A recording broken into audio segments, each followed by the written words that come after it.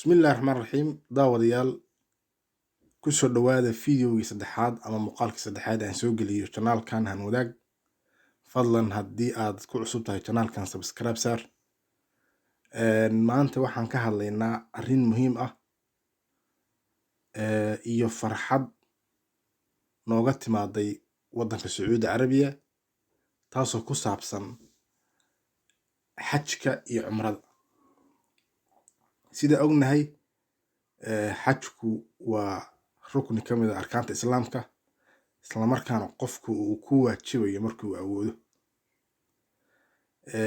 Qofka hal mar ayaa ku waajibtaa xajka, sanadkiina hal mar ayaa la xajin karaa, laakiin cumradu mar kasta ayuu qofku sanadkii soo xajin karaa iyadoo waqti ma leh. haddaa hadda u baahan tahay waa aadi kartaa, waa soo xajin karta. Arrinta muhiimka ah waxa weeye oo fiidiyowga maanta ku saabsan yahay in qaabkii hore ee lagu tegi jiray ama lagu dalban jiray fiisaha dalku galka xajka iyo cumrada in wax laga bedelay. Arrintaana ay ka dambayso aragtida iyo barnaamijka isbedel doonka ah oo uu la yimaaday amiirka ama dhaxal sugaha boqortooyada Sacuudi Carabiya Maxamed bin Salmaan, taasoo ka mid ah aragtidiisa 2030 visionka ama aragtida uu leeyahay 2030. Waddankaas isbedelo badan ayaa ka socda oo ku saabsan xagga dalku galka. Haddeertaana waxayba bilaabeenba inay baasaboorada Sacuudiga ay siiyaan dadka muhiimka u ah sida culimada, dhakhaatiirta, dadka qorayaasha iyo wixii lamid ah. Sida ognahay, qofku marka uu rabo inuu soo xajiyo, waagi hore waxaa jirtay dad saddexaad oo ka faa'iideysan jiray, isla markaana lacaga badan oo ay dadku awoodin dul saari jiray. Qofku sidiisa wuxuu u baahan yahay kaliya waxa weeye inuu fiisihii helo, isla markaana meesha uu kusoo xajinayo deegaankii iyo meeshu seexan lahaa uu helo iyo tigidhkiisa. Laakiin lacaga kale oo sarfays oo dheeraada ayaa dadka la saari jiray oo aad u badan. Ummadda Soomaaliyeed meel kasta ay joogto arrintaasi dhib bay ku qabtay. Sida ognahay, tusaale ahaan dadka waalidka oo kale waayeelka markii la kaxaynayo kaligood ma tegi karaan, waa in qof lagu daraa. Lacag badan baana ku bixi jirtay markii laba qof ugu yaraan ay baxayso kale. Hadda qolihii saddexaad ama branchiyadii ka faa'iideysan jira dadkaas waa la joojiyey. Qofku asaga ayaa si toos ah fiisihiisa u dalbanaya. Wuxuu ku dalbanayaa qaab online ah oo uma baahna inuu safaarad iyo meel tago. Application-kaasuu online ku dirayaa. Shuruudihii loo baahnaa markuu soo buuxiyana fiisihiisa la siinayaa, isla markaana wuu soo xajinayaa insha Allah. Taas marka waxay keenaysaa in qolihii saddexaad lacagta badan qaadan jirtay inay meesha ka baxdo, isaga iyo dowladda Sacuudi Carabiya aysan cidna u dhaxayn, isla markaana uu ka faa'iideysanayo fursadan muhiimka ah mataqaana ummadda muslimiinta oo dhanba ay faa'iido ugu jirto. Dabcan shuruudaha ku xidhnaan doona waxaa ka mid ah qofka inuu tallaalkii haysto, labadii qaybood ee tallaalka COVID-19-ka. Sida ognahay, Soomaaliya tallaalka dadka si fiican uma qaadan. Waxaan rajeynayaa inay gaareen halkaas wax 1.5 milyan ka yar oo tallaal ah oo ay ugu deeqeen dowladaha mataqaana reer Yurub, gaar ahaan Ingiriiska iyo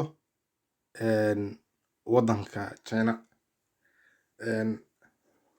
Iyadoo ognahay xataa in musuqmaasuq badan uu xagga ka jiro oo tallaalkii qaabkii loo qaadan lahaa iyo lacaga badan oo loogu talagalay dadka in lagu caawiyo xanuunka COVID-19-ka in la musuqmaasuqay. Haba ugu darnaato dowladda dhexe ee Muqdisho joogta iyo maamul goboleedyada qaar. Marka barnaamijkan maanta ka hadlaynaa, waxaan guda gelaynaa sida loo codsanayo ee ugu fudud, annagoo markaas eegayna qaabka online-ka ah iyo meelaha wax laga dalbanayo. Ku soo dhawaada barnaamijka, ka faa'iideysi wacan. Daawayaasha sharafta leh, hadda waxaan u guda gelaynaa qaabka loo dalbanayo dalku galka xajka ama cumrada. Sida ognahay, way kala fudud yihiin oo qofku markuu soo cumreysanayo shuruudo badan kuma xirna fiisada. isla markaana sanadkii 12 bilood qofku marka uu rabo ayuu ka cumraysan karaa. halka xajkuna uu sanadkii hal mar oo keliya uu kusoo beegmo. taasaana keentay inay ka fududaato, waayo dadka markaa xaraysanaya ama soo xajinaya mar walba way ka badnaanayaan dadka cumraysanaya. applicationka koowaad aan ka hadlayno waxaa la dhahaa Tawakalna. waxaad kala soo degi kartaa Play Store-ka haddii telefoonkaagu yahay mataqaana iPhone ama tabletkaagu Apple yahay. sidoo kale waxaad kala soo degi kartaa Android-ka haddii aad isticmaasho telefoonada sida Samsung-ka oo kale. abkan waxaa iska leh oo hormariyey wasaaradda caafimaadka ee boqortooyada Sacuudi Carabiya, waxaana loogu talagalay in lagu diiwaangeliyo ama lagu kantaroolo xaaladda xanuunka faafaha daran ee coronavirus-ka. qofka markuu abkan la soo dego wuxuu gelinayaa macluumaadkiisa ku saabsan xaaladiisa caafimaad iyo inuu tallaalkii labadii heer ee kala gedisanaa ee coronavirus-ka uu dhamaystay. shuruudda ugu weyn oo ku xiran waxa qofka markuu soo cumraysanayo ama xajinayo wixii hadda ka dambeeya inuu haysto caddayn inuu tallaalan yahay oo labadii tallaal u dhamaystay. abkan markaad iska diiwaangeliso ayaa u gudbi kartaa applicationka labaad oo asna ay dowladda Sacuudiga ugu talagashay in qofku uu maro. marka stepkan waa stepkii koowaad, adigoonaan halkan ka dhammaan oo aadan iska diiwaangelin uma gudbi kartid mataqaana qaybta kale. hadduu kuu shaqayn waayo waxaad wici kartaa telefoonada meesha ku qoran iyo weliba emailka. website-koodana dabcan waa helaysaa markaad Tawakalna aad geliso google-ka aad geliso wuu kuu soo baxayaa macluumaadka. marka haddii aad mataqaanaa error uu jiro, maadaama dad badan ay hal mar wada isticmaalayaan, waxaa laga yaabaa sometimes inuu kaa diido markaad macluumaadka geliso inuu hore u socon waayo. marka waa la xiriiri kartaa telefoonadaas si lagu caawiyo oo markaas ay ku caawiyaan. waxaan isticmaali kartaa laba luqadood ee Englishka iyo Carabiga, kii aad markaa ku fiican tahay. abka labaad waxa weeye Ictamarna ama Eatmarna. waa application ay horumarisay wasaaradda xajka iyo cumrada ee dowladda Sacuudi Carabiya. applicationkan wuxuu qaabilsan yahay diiwaangelinta iyo codsashada dalku galka qofku markuu soo cumraysanayo ama uu soo xajinayo. halkan waxaad gelinaysaa macluumaadka baasaboorka ku qoran, xilligaa soo baxayso, mataqaana hadduu ilaahay ku yiraahdo, iyo meeshaad degayso iyo adresskaaga iyo macluumaadkaaga oo dhan. haddii adigu ay kugu adag tahay qaabka applicationka loo buuxiyo, qof kale ayaa ku caawin kara oo markaa kugu dhow. kan waa stepka labaad.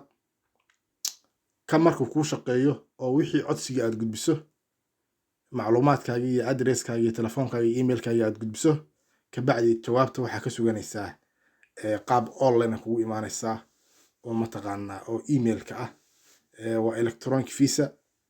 saan kuu sheegay uma baahna inaad safaarad tagto, meel walba oo aad dunida ka joogto ayaa kasoo xareynaysaa.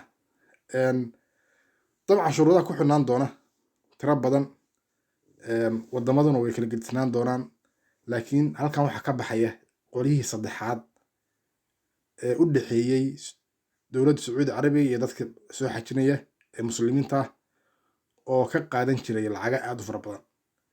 arrintaas Soomaalida dhib bay ku qabtay. Soomaalida kaliya ma ahan, dad badan oo muslimiin ah dhibaato ku qabay. lacagahana aad bay u badnaayeen maadaama dadka service-ka ay qabanayaan ay dadka dul saari jireen.